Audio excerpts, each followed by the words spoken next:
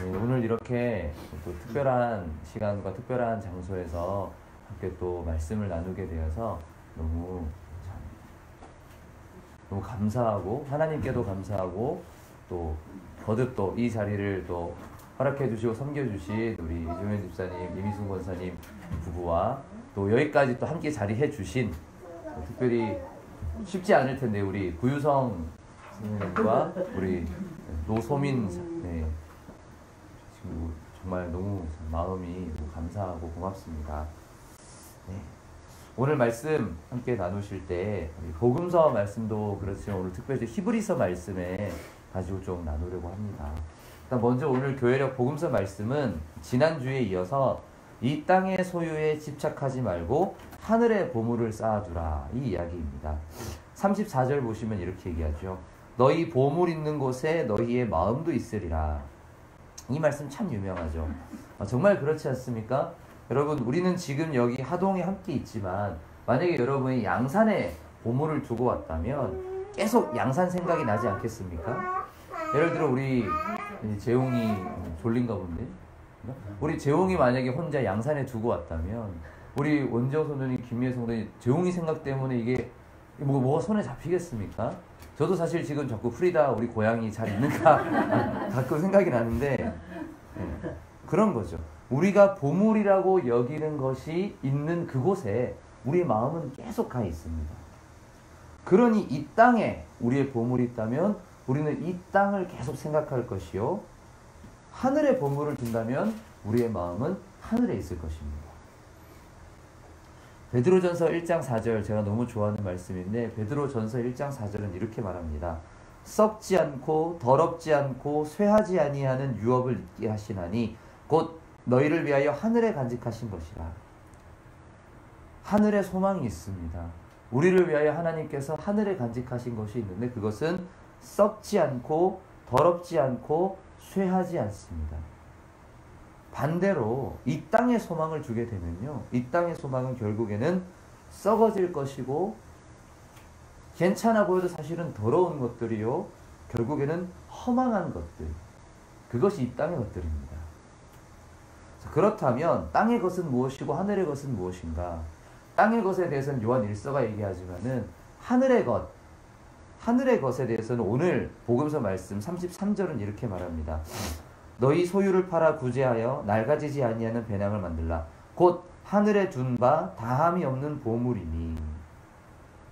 지금 내가 가지고 있는 이 소유에 집착하는 것이 아니라 더 부족한 이들을 돕는 구제 이것이 바로 하늘의 보물을 쌓는 일이라고 얘기를 합니다.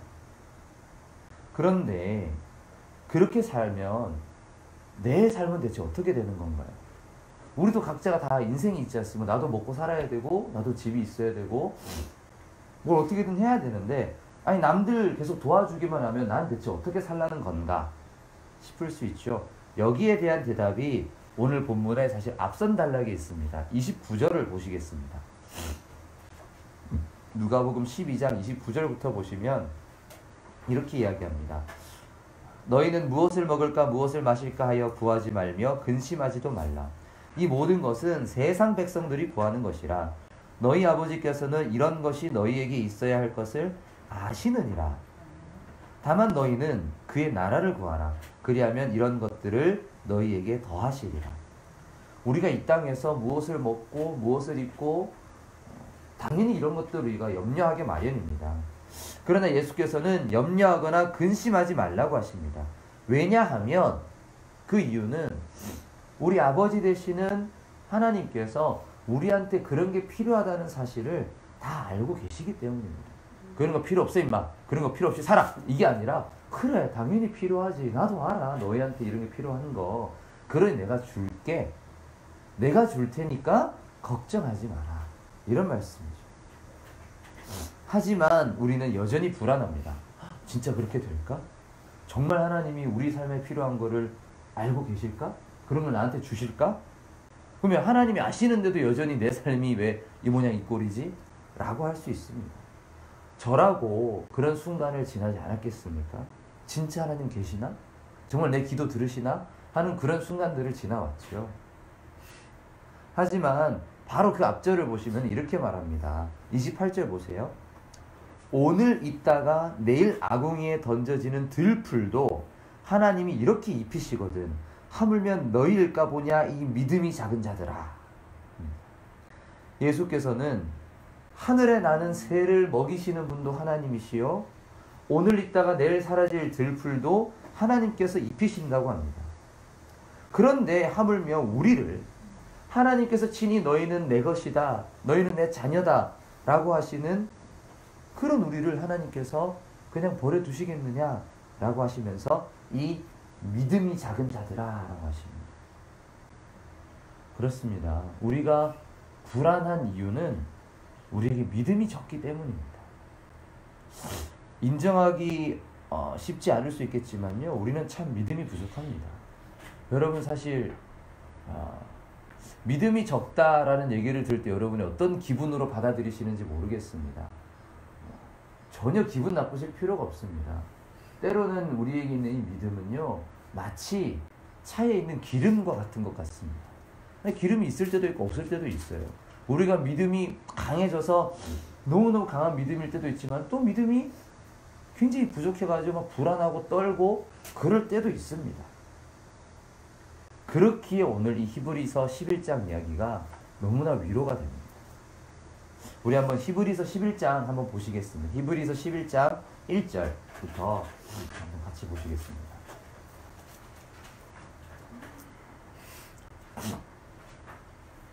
네. 히브리서 11장 1절 너무 유명한 말씀이죠. 믿음은 바라는 것들의 실상이요 보이지 않는 것들의 증거니.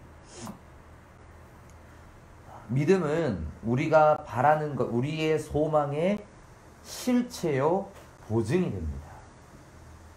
또한 믿음은 보이지 않는 것들의 증거가 됩니다. 여러분, 하늘에 소망이 있다고 아무리 얘기해봐야 안 보이잖아요. 그러니까 그거 혹시 거짓말 아닌가? 뻥카 치는 거 아닌가? 우리를 속여다가 뭔가 종교의 어떤 노예로 만드는 거 아닌가? 라고 생각할 수 있습니다. 제가 그렇게 생각했거든요. 제가 중고등학교 때 교회를 다니면서도 이거 다 거짓말이고 다 지어낸 얘기고 이 종교라는 것은 결국 이게 지배하기 편하게 하려고 만들어낸 거다. 그래서 목사들이 맨날 헌금 걷어가지고 자기 배부르려고 이거 하는 거 아니냐 라고 생각하고 교회를 다녔어요. 중고등학생 때. 그러나 그럴 때에도 우리가 보이지 못해도 무엇이 증거가 되느냐, 이 믿음이라고 하는 것이 사실 증거가 됩니다. 그래서 이 믿음이라는 게 가짜면 어떡하냐, 이게 이제 문제인 거예요. 또는 그 말 자체도 거짓말이면 어떡하나 라고 생각할 수 있죠. 그럴 때 2절을 보시면은 선진들이 이로써 증거를 얻었느니라. 네. 선진들, 곧 믿음의 선조들이 이미 이 믿음으로 증거를 얻었다고 합니다. 그들을 보았을 때 이 말이 거짓말이 아니라는 거예요. 그러니까 여러분, 우리가 신앙생활을 하면서 우리 신앙의 선배들의 삶을 알아가는 것은 굉장히 중요합니다. 우리가 우리 시대의 믿음만 갖고 있으면 이 믿음이 진짜인지 가짜인지 구별할 도리가 사실 없어요. 그러나 우리 2000년의 교회 역사 가운데 수많은 사람들이 이 말씀과 이것을 믿어왔고, 그들도 그냥 어렸을 때부터 그냥 세뇌당해서 믿은 게 아니라 끊임없이 거부하고 의심하고 고민하고 부딪혀 왔지만 결국엔 이게 진리구나 하고 살아갔다는 것. 최근의 사람 중에는 그 나니아 연대기를 쓴 C.S. 루이스가 있었고요. 좀 더 옛날에는 그 유명한 수학자 파스칼도 교회 다 거짓말이야 하다가 어느 날 성령 체험하고 사람이 완전, 그 철학자요 수학자인 파스칼도 하나님을 만났고 그 전에 수많은 우리의 믿음의 선조들이 있었습니다. 그 가운데 히브리서 11장은 바로 그러한 믿음의 선조들을 굉장히 많이 이야기하는데, 오늘 본문은 그 가운데 특별히 아브라함과 사라에 대한 이야기입니다. 아브라함 앤 사라, 이 두 부부에 대한 이야기인데요. 우리 한번 8절 보시겠습니다. 8절 보시면 믿음으로 아브라함은 부르심을 받았을 때 순종하여 장래의 유업으로 받을 땅에 나아갈새 갈 바를 알지 못하고 나아갔으며. 자, 이 표현을 다들 정말 좋아하죠. 하나님이 아브라함을 부르시, 아브라함아 너는 내가 알려줄 땅으로 가라. 그럴 때 아브라함은 어떻게 가야 될지 몰랐습니다. 잘 알고 간 게 아니에요. 모르는데, 그리고 갑자기 나타난 이 존재가 어떤 존재인지도 잘 모르겠는데 그냥 따라가. 원래 하나님 믿는 사람이 아니었어요. 아브라함 원래 우리 같으면 불상 만드시던 분이에요. 우상을 만들던 사람입니다. 그 집안 전체가 원래 종교 산업에서 그 바빌론 지역에, 고대 바빌로니아 지역에 우상을 만들던 집안인데, 하나님이 갑자기 불러서 너는 내가 지시할 땅으로 가라. 그러니까 이게 뭔지는 모르겠는데 어쨌든 한번 가볼게요. 그러고 간 겁니다. 어디로 가야 하는지, 거기에 무엇이 있는지, 진짜 이 존재가 자기가 말한 대로 할지 아무것도 모르지만 한번 거기에 인생을 걸어본 거예요, 아브라함. 그러면 아브라함이 처음부터 믿음이라는 것이 딱 두터웠을까요? 아닙니다. 하나님께서 아브라함을 부르신 게 창세기 12장에 나와요. 창세기 12장 1절에서 3절. 우리가 이제 아브라함 언약이라고 하는 아주 핵심적인 부분인데, 여기서 하나님께서 아브라함을 딱 12장 1절에서 3절에서 부르시는데, 여러분 조금 밑에 내려오면 10절 보시면요, 아브라함이 바로 하나님 약속 못 믿고 딴 데 가버립니다. 그 지역에 기근이 드니까 이거 안 되겠는데 여기 별로 희망이 없다야. 그러고 이집트로 그냥 가버려요. 하나님 분명히 가나안 땅, 그러니까 지금의 이스라엘, 팔레스타인 여기로 가라 그랬는데 이쪽에 뭔가 농사가 안 되니까 이거 안 되겠다 이러고 그냥 이집트로 가버리는 거예요. 이게 믿음 있는 사람이 하는 짓입니까? 아니죠. 믿음이 없었어요. 게다가 이집트에 가서는 어떻게 했냐면 아내인 사라를 여동생이라고 속입니다. 예를 들어 원성도 성도님 부부가 눈앞에 보여서 이렇게 데리고 갔는데 갑자기 어디 가가지고 다른 동네 가서 혹시 내 마누라라 그러면 누가 내 죽이고 니 뺏어갈까봐 겁나니까 니네 내 동생이라 하자. 뭐 이렇게 한 거예요. 근데 이게 재밌는 게 이때 아브라함 나이가 75세입니다. 사라 나이가 65세였어요. 사람들이 이 65살 할머니가 뭐가 그리 이뻐가지고 뺏어가겠느냐 이런 얘기 하는데요. 이건 단순히 사라가 여성적인 매력이 있어서 이런 얘기를 하는 게 아닙니다. 지금 아브라함은요, 단순한 개인이 아니라 한 부족을 이끄는 부족 국가의 우두머리예요. 아브라함 밑에 군대가, 자기 개인 사병이 400명입니다.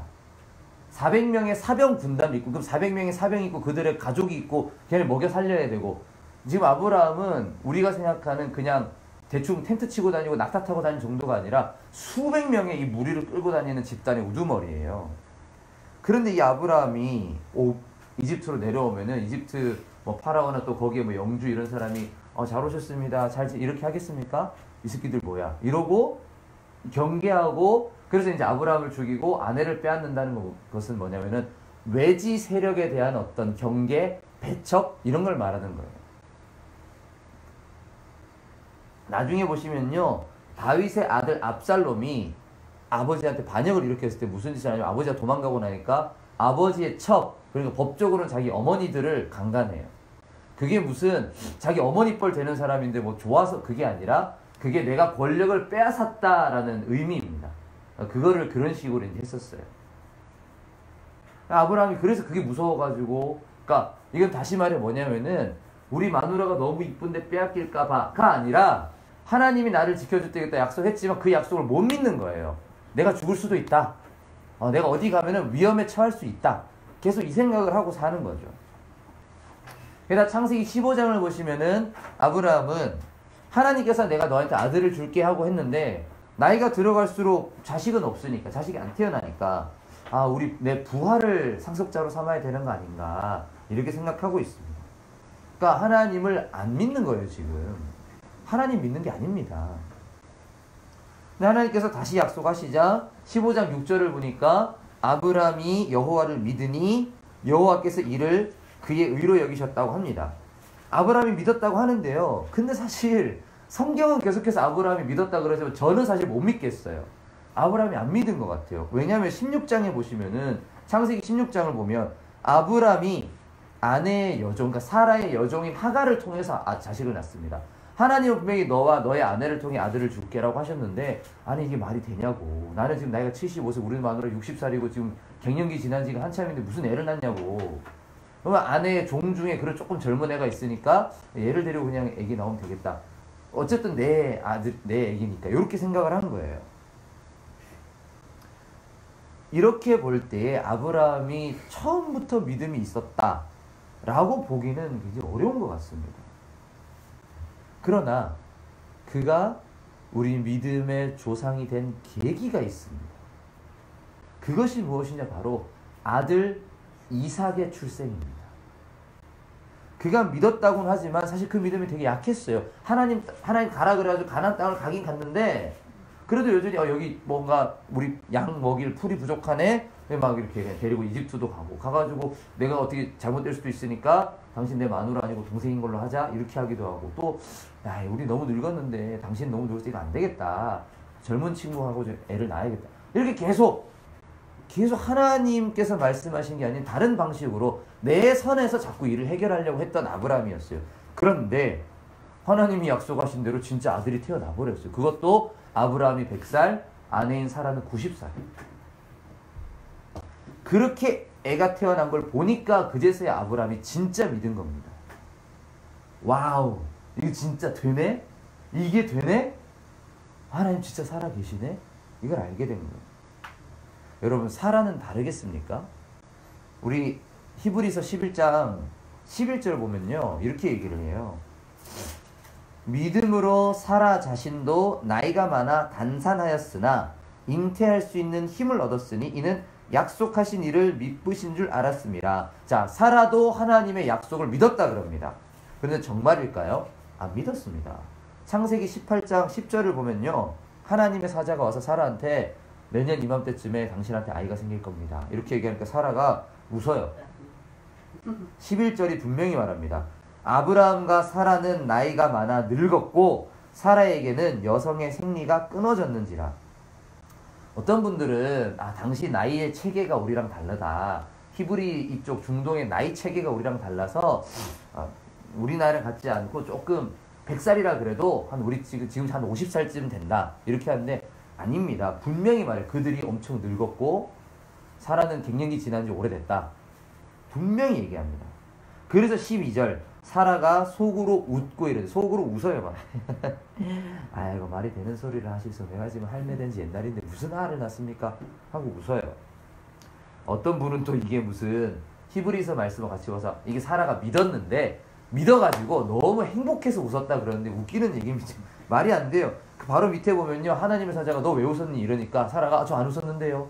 이렇게 얘기해요. 사라가 두려워서 부인하여 이르되 내가 웃지 아니하였나이다. 그러니까 하나님의 사자가 이랬을 때 아니라 네가 웃었느니라. 이게 지금 사라가 진짜 행복해서 웃었으면 이럴 필요가 없죠. 제가 너무 좋아서 그랬지요. 이랬겠죠. 그게 아니라 사라는 분명히 하나님의 약속을 비웃었고요. 하나님의 사자는 이에 대해서 질책했습니다. 니 지금 웃었지? 하나님 약속하신 니 지금 웃어? 사라가 놀라가지고 아니 안 웃었습니다.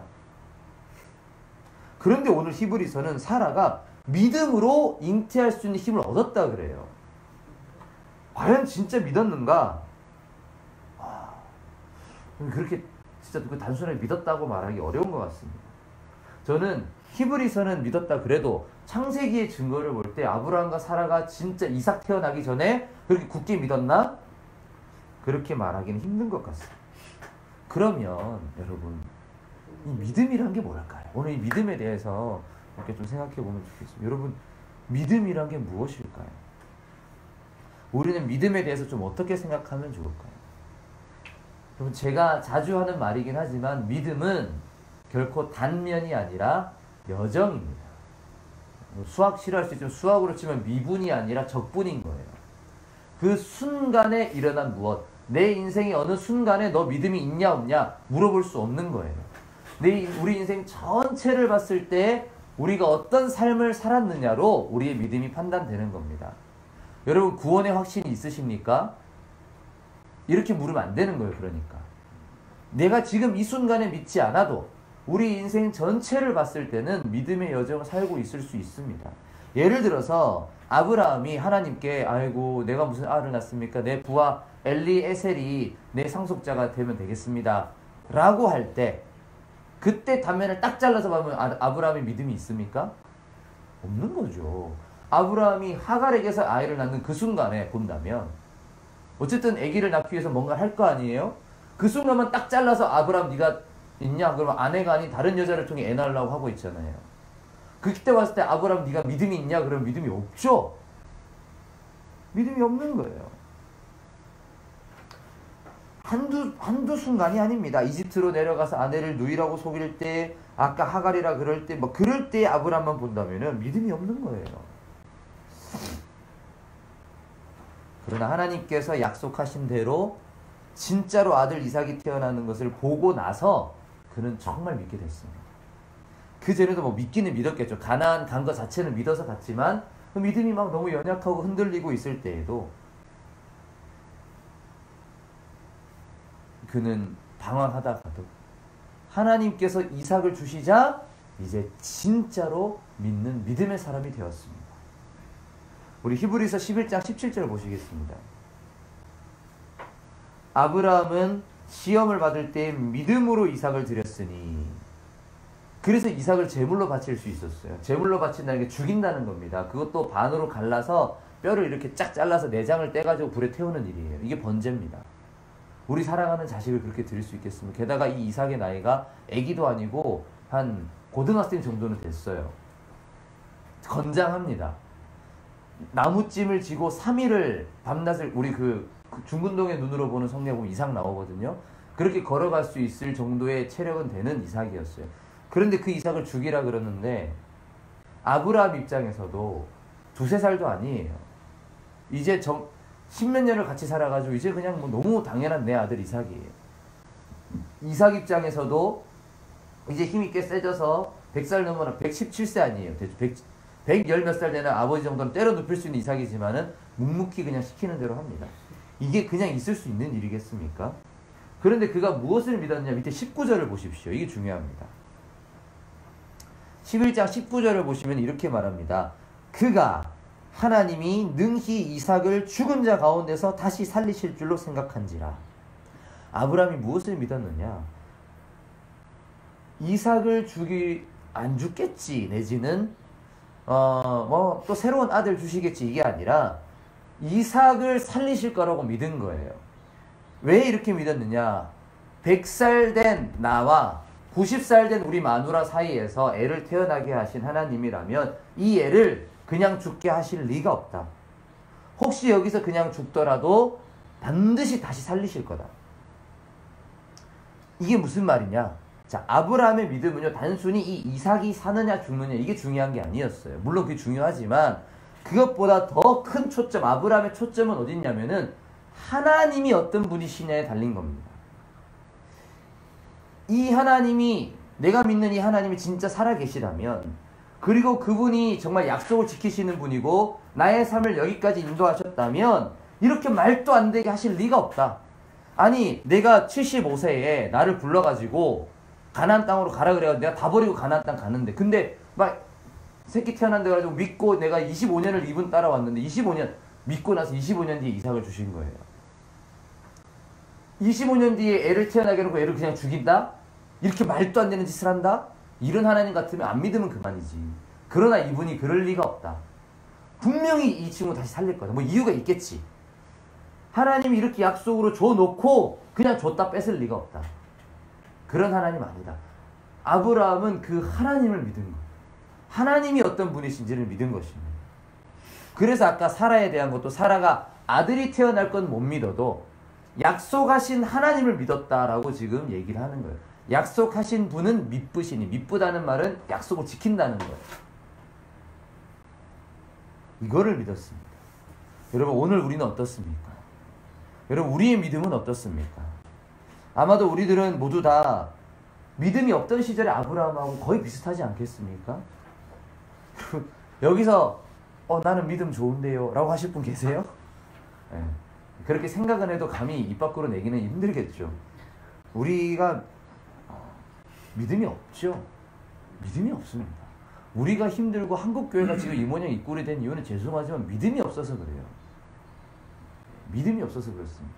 뭐 물론 악한 사람도 있겠지만은 저는 그렇게 얘기하기보다는 우리가 믿음이 부족하구나. 여러분, 다윗이 그런 죄를 지을 때도 믿음이 없는 거예요. 어떤 믿음? 하나님이 내 눈앞에 있다는 이 믿음이 사라져가니까, 내가 모든 것의 주인인 것 같은 생각이 들어버리니까 그런 짓을 하게 되죠. 우리가 그 믿음, 하나님에 대한 믿음이 사라져갈 때에 이런 일들이 일어나는 겁니다. 다윗은 설교문에 없지만 다윗이 이 죄를 지었을 때는 나라가 어려울 때가 아니라 나라가 승승장구할 때입니다. 남북 통일하고 이스라엘 전체 다 통일하고 북지역과 남지역을 자기가 다 통일하고 예루살렘 정복까지 하고 이제 이민족들 바깥 나라들로 전쟁하는데 전쟁도 잘 되고 있을 때예요. 나라가 탄탄하고 막 이럴 때 내가 굳이 전쟁 안 나가도 부하들이 알아서 전쟁 다 하고 그럴 때에 오히려 다윗은 기고만장해지고 편안해지니까 다른 데로 눈이 가는 거죠. 오히려 어려울 때 다윗은 오직 하나님만 봤어요. 사울이 자기를 죽이려고 그럴 때 하나님 대적이 나를 삼키려 하오니 나를 좀 살려주세요. 이럴 때는 하나님 붙들다가 다 괜찮아지니까 집에서 쉴까 이러면서 놀다 보니까 옆에 이제 이쁜 여자들 쳐다보이고 그러다가 죄를 지은 거죠. 그리고 그게 다윗이 원래 나쁜 사람이라서 아니면 뭐 성욕을 주체를 못해서 아닙니다. 다 똑같습니다. 우리는 아니라 믿음이 옅어진 거예요. 그때 다윗은. 그런데 재밌는 건 하나님께서는 그런 다윗을 내 마음에 합한 자, 내 마음에 쏙 드는 사람이라고 말을 합니다. 아까 이 아브라함 내 친구라 그랬어요. 내 벗 아브라함아. 나의 벗 진짜 나의 친구라 그럽니다. 여러분 하나님 우리가 보기에 우리는 믿음이 없는 것 같고 우리가 봐도 저 인간 믿음이 없는 것 같은 그때 하나님은 그 사람에게 믿음이 있다 그러시고 우리를 보고도 내가 나를 봤을 때 나는 하나도 믿음 없는 것 같은데 하나님은 나를 보고 아니야 너는 믿음이 있어. 나는 너 마음에 쏙 들어 라고 하신다는 거예요. 네, 그 사실을 믿는 은혜가 있기를 정말 축복합니다. 말씀을 이제 맺겠습니다. 주 안에서 사랑하는 우리 하나님의 가족 여러분, 우리 푸른나무교회 여러분 한 사람 한 사람이 이런 믿음의 사람들이 되었으면 좋겠습니다. 여러분 지금 우리는 새로운 예배 처소를 준비하고 있지요. 어저께 많은 얘기를 나눴지만 우리가 많은 돈도 또 많은 시간도 또 많은 정성과 또 고민들이 필요할 것입니다. 지금 우리에게 가장 필요한 것은 결국 무엇이냐? 바로 이 믿음입니다. 지금 우리에게는 믿음이 너무나도 필요합니다. 그런데 이 믿음은 우리의 예배 처소가 잘 될 거다. 결국에는 하나님이 돈 주셔야 될 거다. 이런 믿음이라거나 혹은 어쨌든 이 예배 처소가 되고 나면 사람들이 구름대처럼 몰려와가지고 엄청 뭐 잘 될 거다라는 이런 내용의 믿음이 아닙니다. 그런 것은 믿음의 문제가 아니라 우리가 예상을 하고 우리가 지혜를 짜매고 정확하게 어떻게 계획을 세워야 되는 부분들이지 그걸 우리가 믿는다고 될 일이 아니에요. 그러면은 우리가 가져야 되는 믿음, 이 시기에 우리에게 너무너무 필요한 믿음은 무엇이냐? 바로 하나님이 어떤 분이신가에 대한 믿음입니다. 이 하나님을 신뢰하는 믿음입니다. 하나님께서 반드시 우리를 선한 길로 인도하실 거라는 믿음, 이 믿음이 우리에게 있어야 됩니다. 여러분 지금 이 일들이 어떻게 진행될지 모르지요. 잘 되면 좋지만은 안 될 수도 있습니다. 뭐 계약금 뭐 다 날리고 뭐 그런 얘기 하지 말라고 또 지금 신호를 보내시는데 다 날릴 수도 있고 뭐 잘못될 수도 있어요. 안 될 수도 있죠. 하지만 그런 것들이 결코 우리의 믿음을 좌지우지하지 않았으면 좋겠습니다. 어떻게 되더라도 반드시 하나님께서 그분의 뜻 가운데에 선한 길로 인도하실 것이라고 믿는 그 믿음이 우리에게 있으면 좋겠습니다. 그리고 그 믿음이 있을 때 오늘 복음서 말씀처럼 하나님께서 절대 버리지 않을 거라고 하십니다. 하나님이 하늘에 나는 새도 먹이시고 저런 들의 풀, 그럼 우리 어저께도 뭐 그런 얘기 했지만은 장마철 지나고 뭐 이렇게 되면은 이런 잡초들도 쑥쑥 자랍니다. 잡초도 자라게 하신 하나님이 우리 푸른 나무 교회 이 사랑하는 자녀들을 그냥 버리실 거다? 그렇지 않습니다. 우리 한 사람 한 사람의 인생을 반드시 돌보십니다. 그러나 우리의 때에 우리의 타이밍이 하지는 않아요. 이 타이밍이 기가 막히고 우리의 타이밍과 달라서 그렇지 하나님이 반드시 하실 것입니다. 아브라함이 어떻게 이런 믿음을 갖게 됐습니까? 그가 아브라함이 열심히 믿어서 뭐 노력해서 아니죠. 그의 믿음은 계속해서 연약했지만 하나님께서 그에게 아들이 태어나게 하셨을 때에 아브라함 믿음을 가졌습니다. 저는 오늘 우리도 마찬가지라고 생각합니다. 믿음은 우리가 노력해서 어떻게 생기는 것은 아닙니다. 믿음은 하나님께서 주시는 선물, 곧 은혜입니다. 어떤 계기를 통해 믿음을 주실지는 몰라요. 사람마다 다 다르고 때에 따라 다릅니다. 제가 하나님을 처음 인격적으로 영접한 건 고3 때였습니다. 그러니까 모태신앙으로 살아왔어도 고3 때 처음 하나님을 인격적으로 만났고, 그러고 나서도 믿음이 생길 때까지도 거의 10년 가까이 넘게 걸렸어요. 그리고 제가 19살에 하나님을 만났다면 29에 신학대학원에 들어갔습니다. 또 10년의 세월이 또 필요했던 거예요. 우리에게는 시간이 필요하고 계기가 필요하지만, 저는 어쩌면 지금 이 예배 초소를 준비하는 과정이 우리 푸른나무 교회 공동체 또한 큰 계기가 되지 않을까라고 또 생각을 합니다. 그래서 더욱 우리가 이 일을 진행하는 과정 속에서 믿음을 달라고 우리가 기도해야 되지 않나 싶습니다. 네, 우리가 말씀을 기억하시면서 우리가 그런 믿음의 사람들 되게 해주시기를, 믿음으로 하늘의 소망을 두고 보이지 않는 길을 우리가 담대하게 하나님 믿고 걸어갈 수 있게 해달라고 그렇게 함께 기도하면 좋겠습니다.